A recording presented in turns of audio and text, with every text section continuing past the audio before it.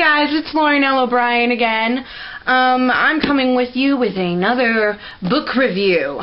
I'm going to be talking today about Mercedes Lackey's Alta, which is book 2 of the Dragon Jousters.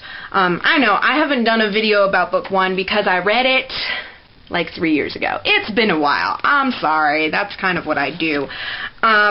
Just a really quick background about book 1, which is Joust.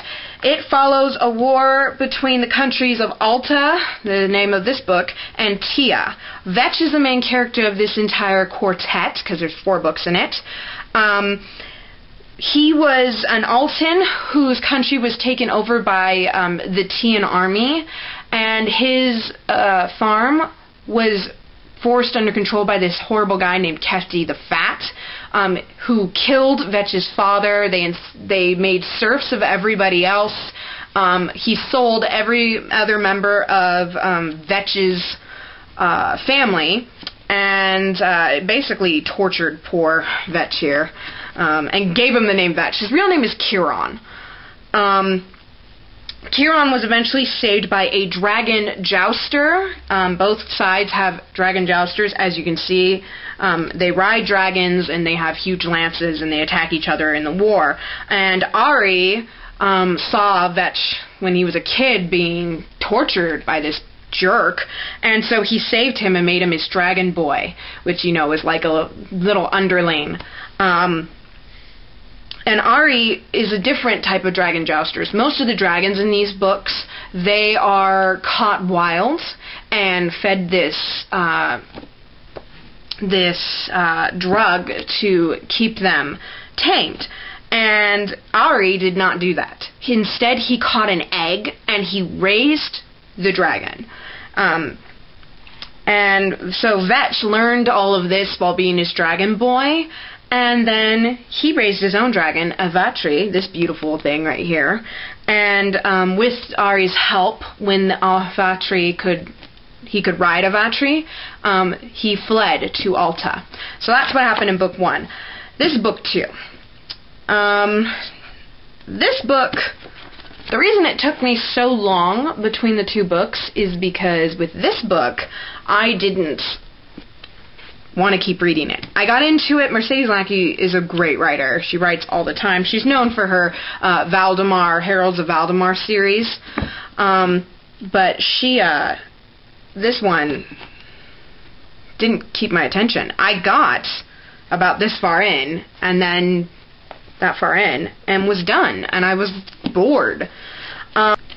But I started to power through it because I know that book 3 is really good. I did like this book. I loved book 1.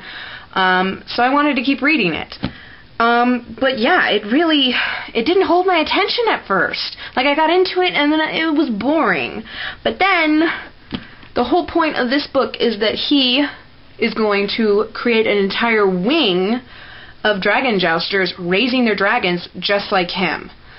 And, you know, I wanted to read that. And it really got interesting because of the dragonettes. The dragonettes really made the book, and it sucked me in, and then 2 days later I was done with the entire thing and decided, hey, I'm going to do a review on it because I liked the rest of the book so much. It was just kind of boring in the middle, like the beginning middle-ish. But it's a pretty solid book. I give it a 4 out of 5 stars just because it didn't hold my attention. It's brilliant. It's wonderful to watch Vetch from book 1 become Kiron, the dragon jouster of book 2, and come into his own and become his own leader and a strategist and someone who leads a dozen other boys and dragons and tells them how to do things. And it's really cool to see that. That's something that I really enjoyed. And of course, I love the dragonettes. They're so adorable. They're so different. At first, it's really difficult because one of the dragon jousters and one of the dragons, their name is written very similarly, and I got them confused. But you can tell the difference between all of them, including Vatri. So yeah, it's a really good book. Now I'm going to get into some of the more particular things, so if you don't like spoilers and you don't want me to talk about some other things that's going on, bye. So here we go. The enemies are the Magi, or Magi. I don't know how to say it. Because basically he comes back and he discovers his country is absolutely corrupt. They call them the Great Ones. It is a pair of twins marry a pair of twin girls, and they're the rulers, and the Magi just run them and control them. And it's quite obvious about when I started to get lost in it was about the time when he realized, hey, the Tians treat each other horribly and treat us horribly, and Altans treat each other horribly. I don't really like this. And he becomes determined to do something about it. As enemies, they're kind of just there. They're in the background. You don't really see them. Chiron doesn't really meet them. You just hear about how horrible they are, which is really nice because I'm tired of getting mad while reading a book and like being so angry at the enemy that I don't want to keep reading. I have to take a breather. I'm tired of that. I prefer it like this, where they are really evil and you want to see them torn off their perfect little thrones, and but without being in your face, which is nice. The ending, let's just talk about the ending real quick.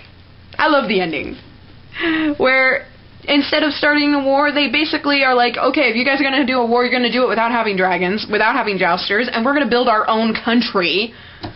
Booyah! I love that. That's awesome. It's very, very cool. That was brilliant. Oh, it's still recording. Ha! Yay! Taurus' deaths, that's what basically stopped it, was that Taurus died. And that was really sad. But it did. It ignited this fire for me to keep reading, and of course ignited the fire for Chiron and the Dragon Jousters to end this and create a different country, which is great. I do love Akiten, or however you pronounce her name, Aketen? I don't know. She's really strong. She's independent. She's not super overly masculine, like in your face, like they can be, which is annoying. But she also has her girl moments. I really like her as a female jouster. I loved seeing that. But my favorite part of the book is page 419 to 420. Is it still recording? Yes, it is. 419 to 420, where the let me go to that page, where the leader of the jousters hands over leadership to Chiron. That was pretty cool. Lord Kuman. And he says, it's your plan, you lead us. And he takes the sash off and hands it to Chiron. And Chiron takes it and he's like, I don't want to do this. I don't know if I can do this. I don't think I'm that good. And instead, he's thinking that, and instead he says, all right, here's what we're going to do. Which means that he's a natural leader. He's not a jerk like some leaders can be, myself included. He isn't a jerk. He isn't in your face. He isn't like, okay, we're going to do it this way. He's just kind of like, all right, and then surprised himself by just stepping up to the plate, which is really awesome. Alright, so again, 4 out of 5 stars for Alta. I will be picking up the 3rd book whenever my friend that I borrowed this from, LA Knight, happens to be done moving, because her books are going into boxes soon. But yeah, that's Alta. As always, I will have links down below to my Twitter, my Tumblr, my Pinterest. I'm all on there a lot. My Facebook's pretty private, and I don't have Instagram, dang it. I will also have links to my Figment page I write, and to my blog where I have some of my writing that shows up on Figment, as well as other little things about my life down below. I will have links to my 2 good friends, TANIA. She has written a book, and her 2nd book is coming out soon. She's a romance novelist. And then I have my bestie, LA Knight. She has a huge fanfiction.net page. I'll have that down below, and I will also have links where you can purchase her 2 novels that have already been published on Amazon.com. Alright. Thanks, guys. Bye!